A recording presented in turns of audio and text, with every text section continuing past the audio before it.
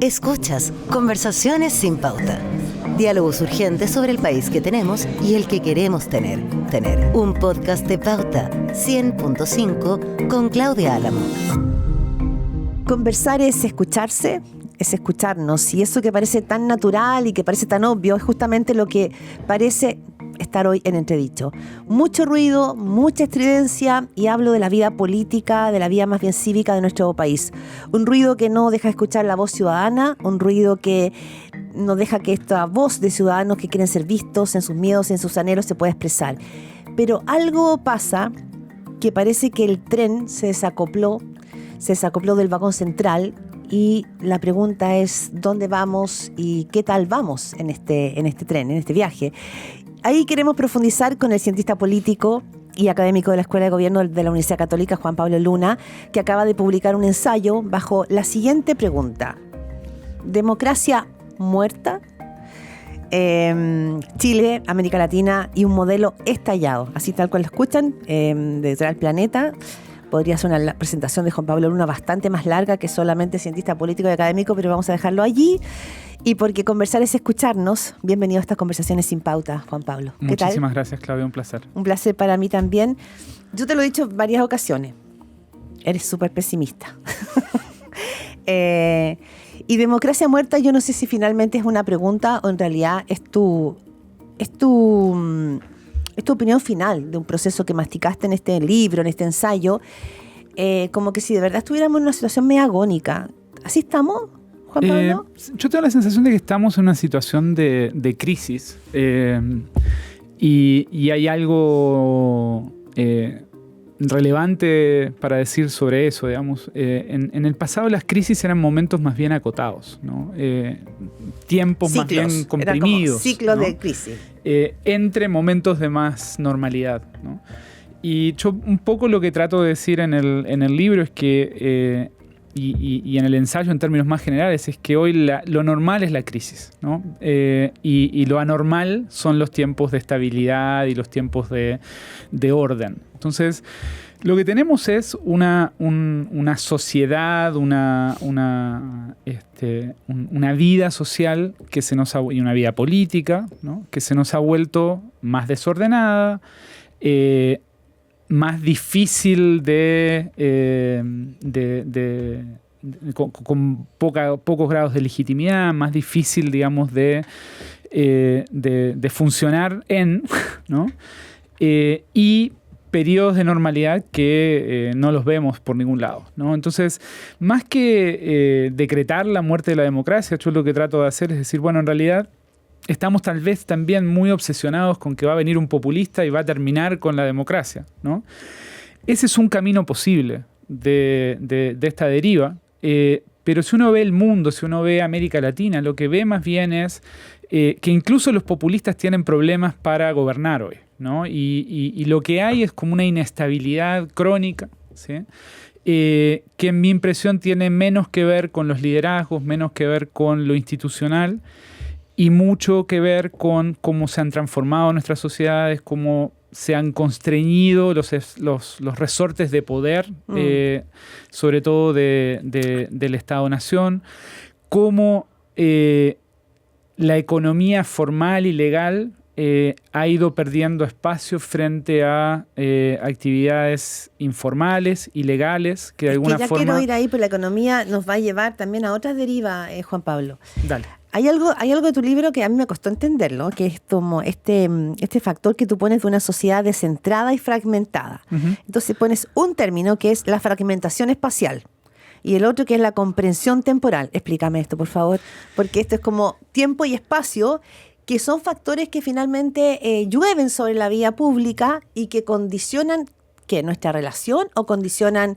el contexto en el que estamos funcionando. Condicionan la capacidad o generan la imposibilidad de la política de ordenar el mundo social, ¿no? ¿Por qué? Porque ¿qué es básicamente lo que si tú mirás en términos como qué función cumplían los partidos políticos o los sistemas de representación política en una democracia liberal, hacían dos cosas, ¿no? En términos funcionales: estirar el tiempo, ¿sí? Y comprimir el espacio. Vamos de a uno. Ya.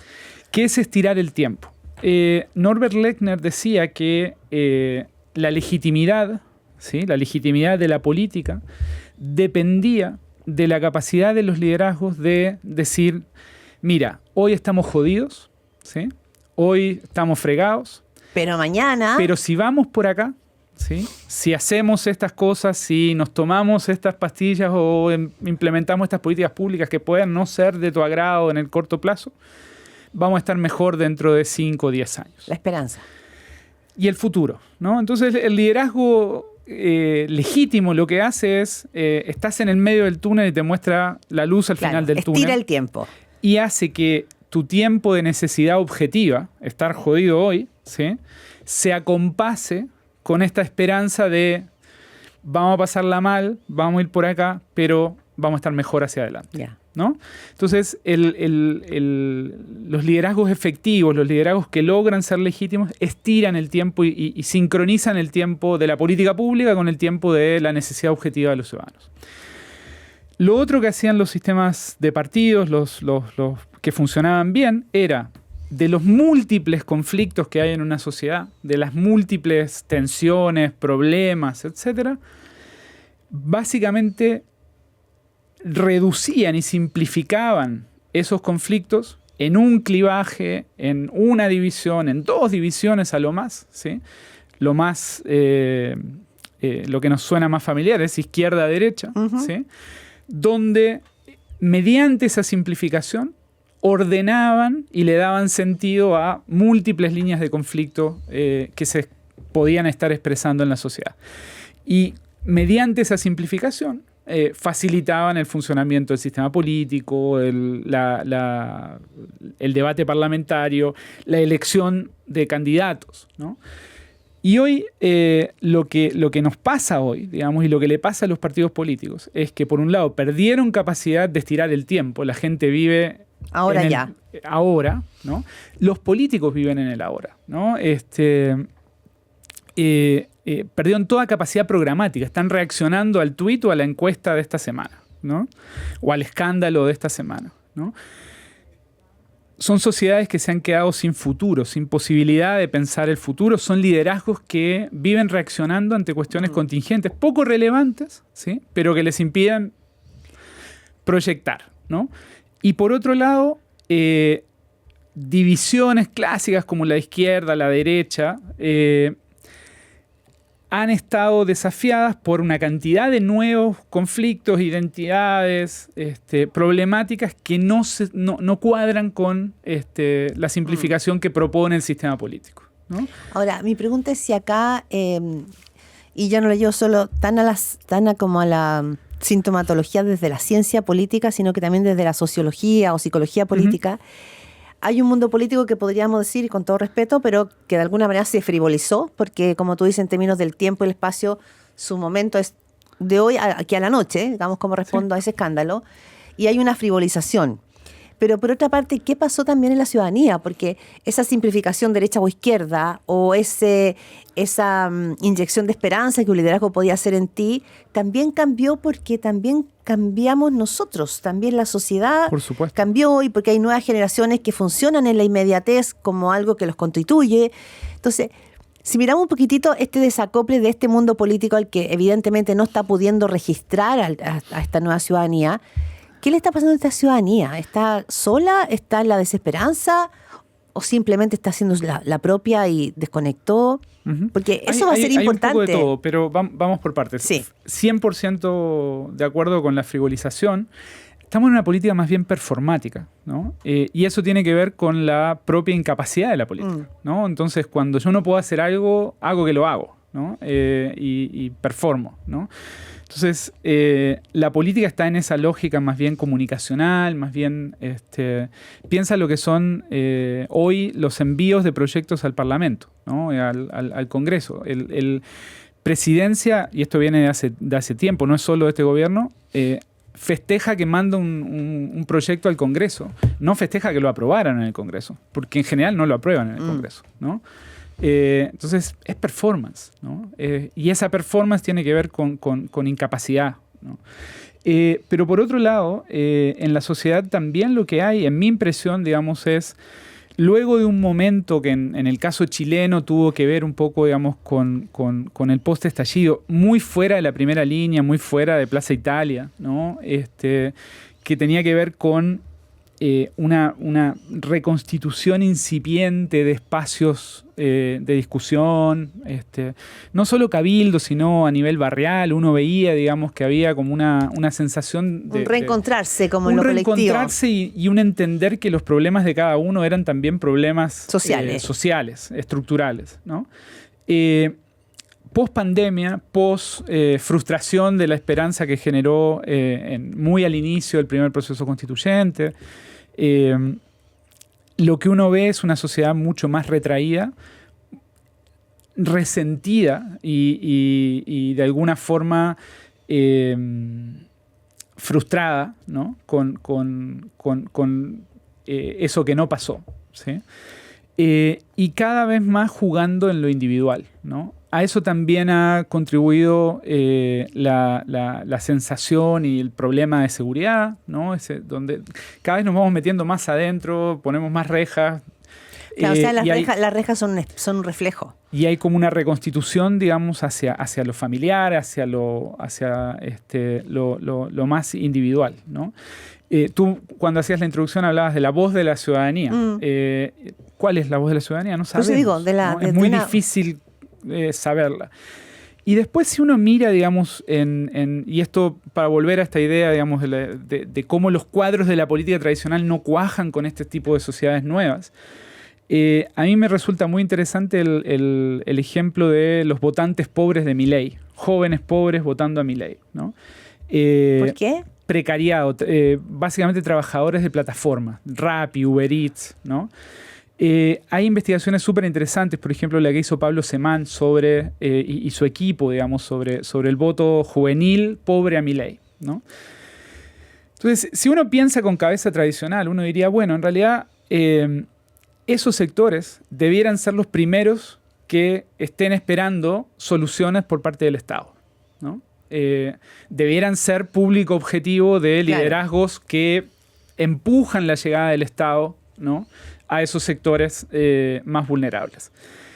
Y lo que uno escucha, digamos, en los focus groups y en las entrevistas que hizo Pablo Semán, es que esos jóvenes dicen, sáquenme el Estado de mi vida, ¿no? Yo no quiero saber nada con el Estado, no quiero que me cobre impuestos, ¿no? Déjenme emprender. Y emprender es subirse a una bicicleta a repartir pedidos de comida, ¿no? Yo soy empresario, no quiero al Estado, sáquenlo de mi vida, ¿no?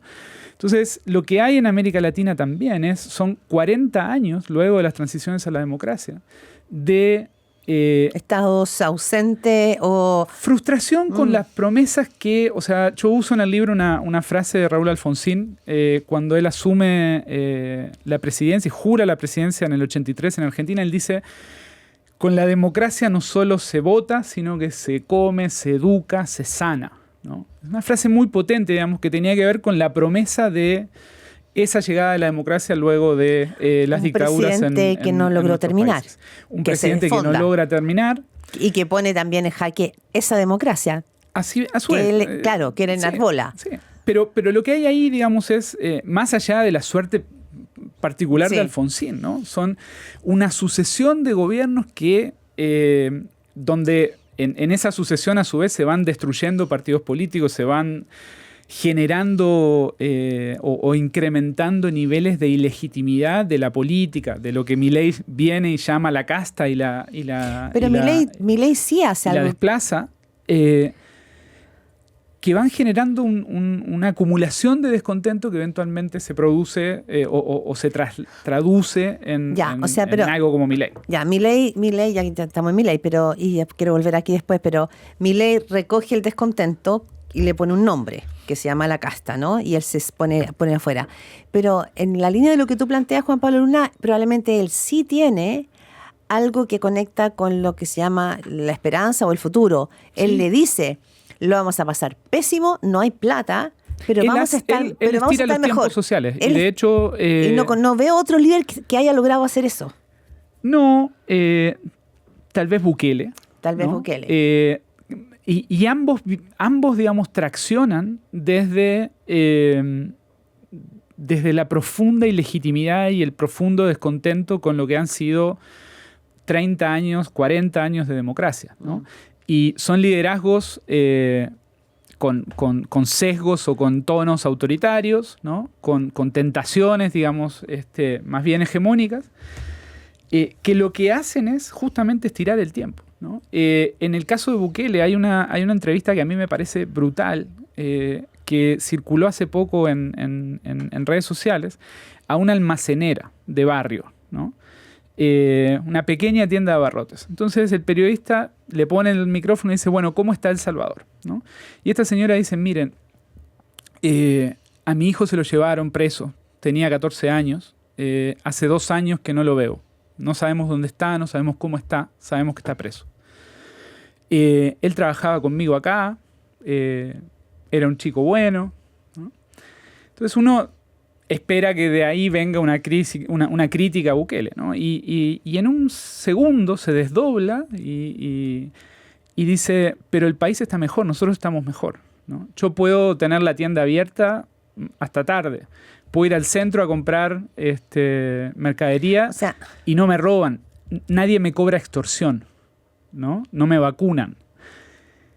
Ese nivel de disociación, ¿no? en esa señora, dice, bueno, algo pasaba con estos 30 años de democracia en uno de los sistemas de partidos más estables de la región. Arena y el FMLN constituían un sistema de partidos súper estable, ¿no? Igual que Argentina en su momento, igual que Chile, igual que Uruguay, sí, ¿no? Eran, entre los 4 países, eran de lo más estable en términos de sistema de partidos políticos, hasta que viene Bukele y lo barre, ¿no? Pero esa democracia, con esos partidos, ¿no? Estás escuchando un podcast original de Radio Pauta, 100.5. No pudo asegurar no pudo hacer mucho, digamos, contra la extorsión, contra los maras. Y eso es lo que de alguna forma da sustento a un liderazgo que claramente ha violado derechos humanos, que ha abusado, digamos, del poder presidencial, pero que por otro lado gana elecciones con mucho margen. Te traigo a Chile, Juan Pablo Luna, porque todos estos fenómenos que le llaman la buquelización de la política, o el propio Milei, que para muchos como que estuvieras lejos nuestro porque como que separas desde otro contexto, pero también tú has sido inspiración, o lo fuiste, no sé si todavía, pero sí lo fuiste, de muchos jóvenes del Frente Amplio, de esa generación. Y esta generación llegó al gobierno, más allá de los cambios estructurales y de todo esto que se habla, probablemente en el fondo su crítica tenía que ver con girar la conversación del mundo político con la ciudadanía, que ellos venían de la calle y entendían lo que la calle quería, y su propuesta era una política distinta, no solo por la moral, sino porque ellos iban a establecer nuevos puentes con esa ciudadanía. Pero ¿cuajó esa propuesta? No te estoy hablando del programa refundacional, sino de aquello que esta generación proponía respecto de que nosotros somos más de ustedes que de ellos. Pero yo creo que no, y eso nunca fue así. Esta generación nunca tuvo conexión con la ciudadanía, ¿no? Lo que sí hay es una sintonía generacional, ¿no? Hay un estribar en las deficiencias del sistema político previo, digamos, o el sistema político tradicional. Algo que es importante decir es las características que hoy tiene el Frente Amplio, y muchas de las características y de las debilidades que tienen también que ver con un contexto de competencia, ¿sí?, en el cual no tienen mucha tensión competitiva. Crecen por defecto, ¿no? Crecen a través de la crítica al sistema tradicional y a, de alguna forma, la cerrazón del sistema tradicional, ¿no? Pero en términos de conexión con la ciudadanía, de conexión con los sectores populares, ¿sí?, de entender al mundo popular. La UDI lo hizo mucho mejor en su momento. El Partido Republicano en su momento también de entender mejor las bases y los miedos de esa ciudadanía. Y las demandas, las necesidades. Pero de estar más metido ahí, en esos, comillas, territorios. Sí, Ya. absolutamente. Y ahí hay, obviamente hay matices, hay diferencias, ¿no? Pero el Frente Amplio es un partido muy sistémico, ¿no? En el sentido de que moviliza desde arriba, moviliza en función de operaciones comunicacionales, ¿no? Que no siempre le resultan. Que no siempre le resultan, con las cuales hoy está recibiendo boomerangs, ¿no? En torno a eso. Y ahí hay algo que para mí es bastante matricial de la política en Chile, que es una política muy desconectada de la gente, ¿no? Muy de élite, ¿no? Y eso es también parte constitutiva del Frente Amplio. Yo sé que hemos criticado mucho esta cosa en Chile como de ser muy, muy, muy pegado al presente, de reaccionar a la coyuntura, pero no puedo no preguntarte en esta misma línea respecto de los diseños comunicacionales o de un Frente Amplio más como en la elite. ¿Cómo tú has ido reflexionando sobre estos? Yo no sé si llamar al gobierno hoy día que está metido en un enredo, en una confusión, pero el caso Monsalve, cómo se manejó, que además afecta, ¿no?, esta cosa como esencial del gobierno feminista, que tanto se ha dicho, no estoy diciendo ninguna cosa tan nueva, pero en el fondo, ¿no? Y segundo, esta situación con el propio presidente Gabriel Boric, que no los pongo en la misma categoría, pero sí pongo esta cosa como errática ¿cómo tú lo estás logrando entender? A ver, yo siempre vi y siempre me preocupé del nivel de liviandad, de la falta de profundidad, ¿no? Algo que también se ve más allá de los escándalos en términos de la capacidad o falta de capacidad de hacer funcionar el Estado, ¿no? Y en ese sentido yo creo que lo que hay, digamos, tiene que ver con eso, tiene que ver con más bien funcionar en torno a eslogans, ¿sí? Pero que no tienen demasiada profundidad, ¿no? Más allá de eso, también, y de nuevo, creo que mucho de lo que se le critica al Frente Amplio también sucede en otros partidos, ¿no? Y le sucedería a otros partidos gobernando también, ¿no? Recordemos lo que fue las salidas comunicacionales en el gobierno de Piñera, ¿no? Es una clave sistémica. Yo creo que estamos todos enredados entonces, el Frente Amplio en la confrontación entre uno y otro. Pero entonces, ¿sí?, el Frente Amplio terminó prisionero de la realidad, digamos. O sea, ellos llegaban justamente para hacer todo distinto a lo que fue Piñera, a lo que fue Bachelet. Bueno, Bachelet quizás distinto, o a lo que fue Lagos. Ellos llegaban justamente después de desafiar e impugnar ese sistema. Y la realidad, entonces, pero errores de ahora tiene que ver con el patrón de crecimiento también. Crecen muy rápido, les va muy bien siempre, ¿sí? Esa no es la receta para construir un partido. Cuando uno quiere sacar músculo, tiene que hacer mucha fuerza y que le duela, y que le arda el músculo, ¿sí? Eso necesita, digamos, tiene que ver con tensión competitiva, con todo lo que hay que hacer para ganar, ¿no? El Frente Amplio Uruguayo, con el cual les gusta compararse, ¿sí?, básicamente nace en el 71, pasa por una dictadura y crece a partir del 84, ¿sí?, en sucesivas etapas, creciendo muy poco, logrando primero gobiernos municipales, muy de a poco, ¿sí?, Montevideo básicamente, hasta finalmente, digamos, tener suficiente densidad como para lograr ganar una elección. Tuvo que madurar.